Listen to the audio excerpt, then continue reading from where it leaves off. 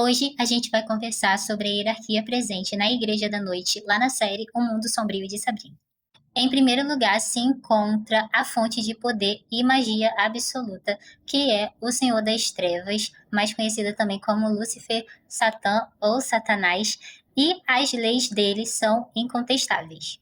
Em segundo lugar, se encontra o Antipapa, que é o chefe executivo mundial da Igreja da Noite.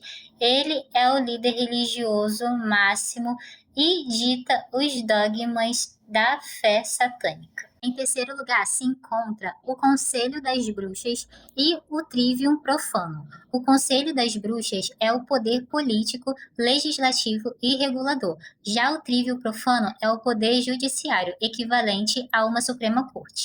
O Conselho das Bruxas é o principal órgão político e regulador da comunidade bruxa. Ele é responsável por estabelecer as leis, fiscalizar os covens ao redor do mundo, preservar o segredo da magia e mediar questões diplomáticas entre diferentes comunidades bruxas. Dentro do Conselho das Bruxas está o Trivium Profano, que é a mais alta autoridade judicial da sociedade bruxa. Ele é formado por 3 juízes anciãos e é a Suprema Corte do Conselho das Bruxas. O Trivium, ele preside julgamentos de alta traição, heresia, violações graves das leis bruxas e recursos envolvendo sentenças de vida ou morte. Embora ele faça parte da estrutura do Conselho das Bruxas, o Trivium atua com independência jurídica. Sua autoridade legal está acima dos sumos sacerdotes, das sacerdotisas e dos demais líderes locais quando um caso é levado oficialmente ao seu tribunal. O Trivium, ele não governa o Conselho das Bruxas, mas ele possui a palavra final em matéria jurídica quando um caso chega ao seu tribunal.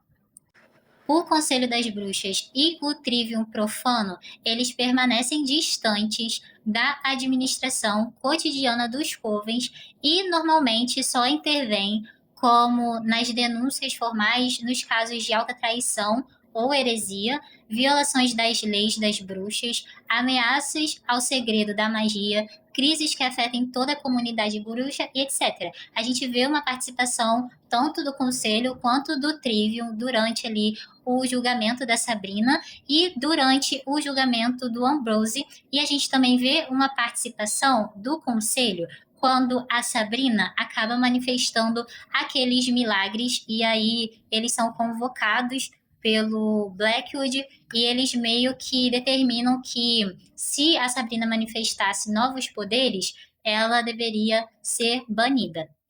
Em quarto lugar, se encontra a liderança regional e de covens, que é responsável pela administração, educação e rituais. O sumo sacerdote, ele é um ditador espiritual e político de um coven específico, como por exemplo o coven de Greendale, que a gente vê durante a série, e ele governa com autonomia local, contando que não quebre as regras do Conselho das Bruxas. No dia a dia, o sumo sacerdote, ele é a autoridade máxima dentro do coven e ele é responsável pela rotina, pelas finanças, ele é responsável por colocar as leis em práticas e as tradições também. E as suas ordens eram absolutas para os bruxos e para as bruxas sobre a sua liderança. E, como eu já disse, ele era responsável pela educação dos jovens da Academia de Artes Ocultas e era ele quem decidia quem subia na hierarquia ou quem sofria punições cotidianas.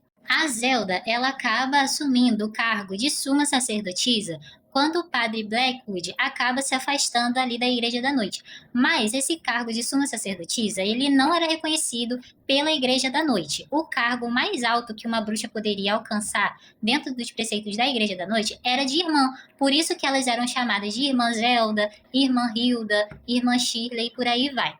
O que acontece? Quando o Coven quebra de vez ali com o Senhor das Trevas e a Zelda acaba formando a Ordem de Hecate, ela acaba assumindo de vez esse papel de suma sacerdotisa, porque dentro dos preceitos da Ordem de Hecate, o sagrado feminino, o poder feminino era absoluto. Então esse cargo passa a ser um cargo oficial dentro da hierarquia da Ordem de Hecate. Então a Zelda acaba assumindo, né, e exercendo todos aqueles papéis que eu já citei para vocês, além de reformular o currículo presente ali na academia. Outro cargo de liderança regional era o diretor da Academia de Artes Ocultas, que ele era responsável pela formação dos jovens bruxos. Esse cargo ele podia ser exercido pelo padre ou pelo sumo sacerdote, ou no caso da Zelda, pela suma sacerdotisa, ok?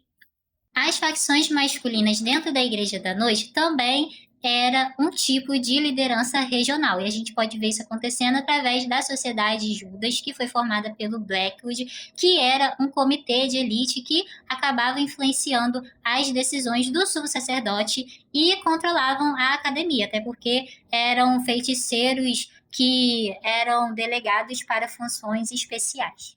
É óbvio que o padre Blackwood acaba corrompendo esse comitê para ganhos próprios. Não era para ser daquele jeito que ele fez durante, principalmente ali, a segunda temporada, tá, pessoal?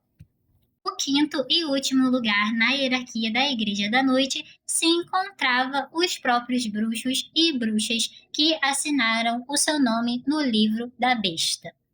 Então, a gente pode ver várias reuniões deles ali durante a série e eles são a base da hierarquia.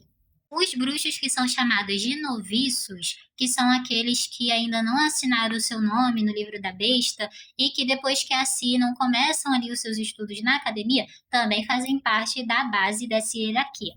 Só a nível de curiosidade, o título de padre é diferente do título de sumo sacerdote. O padre, ele é um título religioso e é um líder espiritual da Igreja da Noite, e ele acaba invertendo ironicamente o título que é presente na Igreja Católica. O sumo sacerdote é o cargo político e administrativo. E como eu já disse para você, ele é a posição máxima dentro do coven, ok? Então, todo sumo sacerdote, homem, é chamado de padre, mas nem todo padre é chamado de sumo sacerdote. A gente tem que fazer essa diferenciação.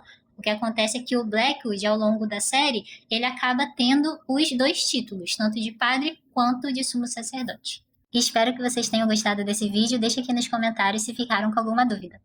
Um beijo!